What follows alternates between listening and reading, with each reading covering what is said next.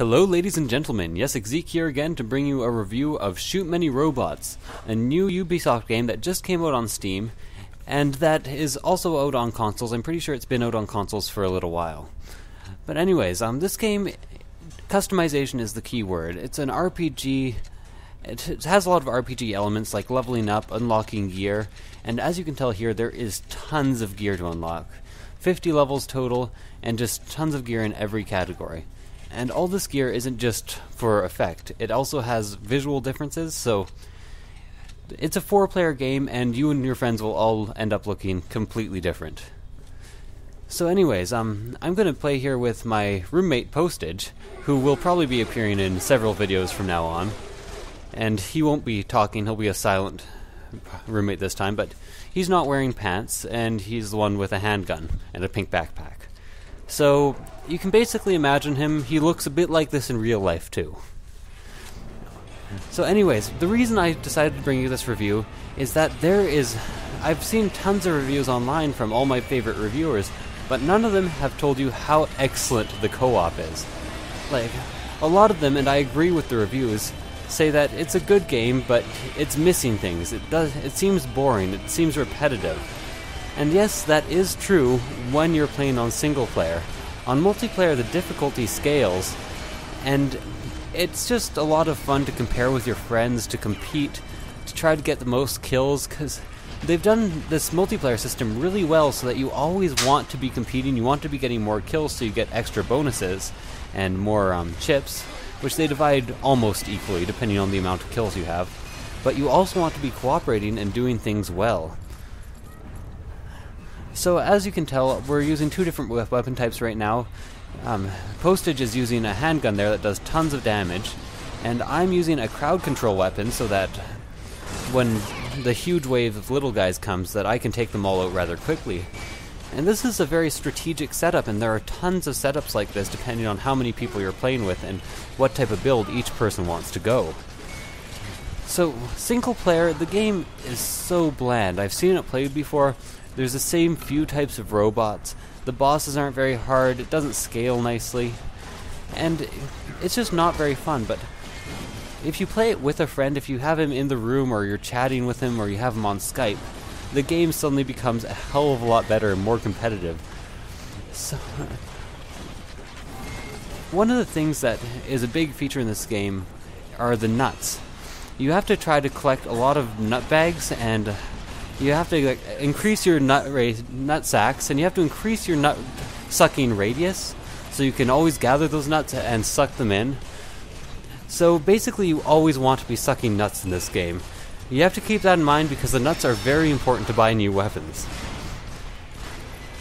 So like I was saying, Postage is wearing no pants right now, which is a piece of gear called the Emperor's Pant, and that really increases his nutsuck radius.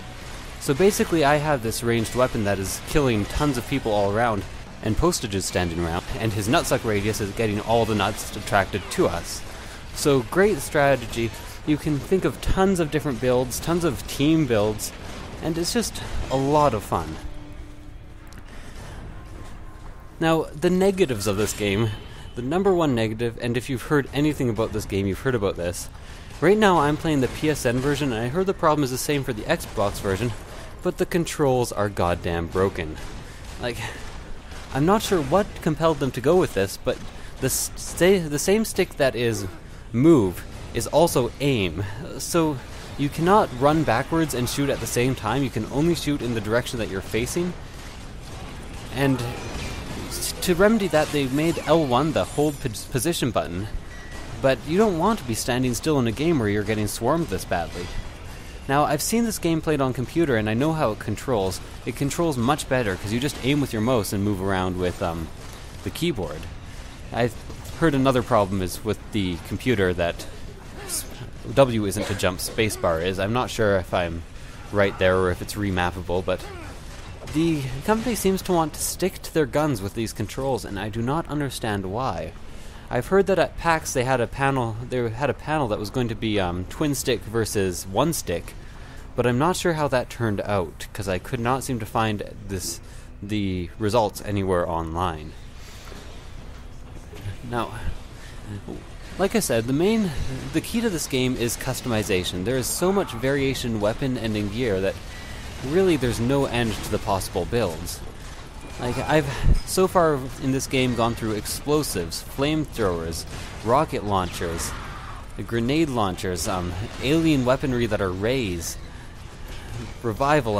Some of the equipment gives you special abilities, like the pants that you start with give you a slide ability that can be upgraded through other pants, or you can get a hovering ability or a slam ability with certain weapons, a jetpack or a beanie, for instance. And there I go dying. And basically, there are infinite numbers of builds you can do with these. You can have a character that focuses on having a shotgun for close range, and that will, using my minigun here, my secondary weapon, and that will hover above the enemies and just continuously pump bullets into them from above, using the high ground advantage. You can make a character who's tanky, who has tons of health, lots of healing, and whose job it is to stand in the middle of enemies and draw aggro. You can have a character who's a speedster, who speeds around the map and snipes from a distance. You can have basically anything you can think of. And you can also add baby tier stats for who knows what reason. I've only ever found one item, it gives you +1 baby, and you wear it on your back. It's just a baby backpack. So, here's a little pathetic, like really pathetic thing. I'm not sure how we managed this. Postage dies, and I sit there for a while thinking, man, how am I going to get him out of that pit of lava? So I sit around and kill these for a bit, then I jump in the lava 4 times. So you're going to have to forgive me, I'll just fade back in here. And yeah, that was pretty awful. So we're not bad at this game. This is a fairly good sampling of how 2 decent players would play this game, despite that death rate there. And we're, honestly, I have an audience now and it's making me really nervous. Anyways, I'm not going to tell them to piss off or anything, but this is a fairly good sampling of how the game would go with 2 good players. Now, as far as I've seen, the difficulty scales rather harshly. Like, more harshly than you'd expect. Because on single player, I had absolutely no trouble playing this game. This game was easy, all the enemies were the same, it was bland and dry. But my first thought when I saw the game is, oh, this would be so awesome on multiplayer. We could compare our gear, we could really enjoy ourselves, we could talk smack about sucking nuts, and trying to get some ball sacks. Nut sacks, sorry, corrected there. And just have a fun time all around. And the more people, the more fun. One other complaint I have about this game, I kind of got sidetracked from my complaints section there, is on the computer, they for some reason removed the local co-op. I saw this game and I absolutely wanted it for the multiplayer co-op. And I do realize the computer still has online multiplayer co-op, but it's not quite the same as sitting down with a friend, having on one screen on the TV, and really just having a yelling match in your room, in your house, having a party. So it's not... I absolutely refused to get the PC version, even though I'm more of a PC fan. And I know these days a lot of people have their PC hooked up to their TV for the convenience of watching movies, having a media center, playing DVDs, playing Blu-rays.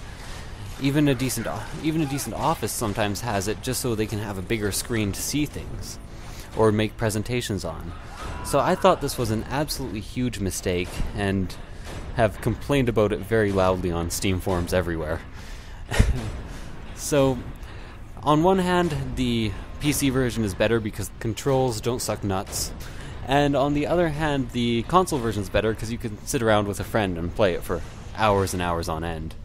So, you might notice that fade out right there. That is because we actually died again on this boss. And I know I said we're fairly good and we died twice on one boss, but just ignore that and pretend we're fairly good at this. So this is a good sampling of a boss battle. I decided to show you a level where there's a boss battle where there's lots of different enemies, sort of later on in the game, and where the boss battle is interesting. And this was a good level to record for that. It has lots of interesting features, lots of interesting background. And one other thing that you kind of missed out on in this video because I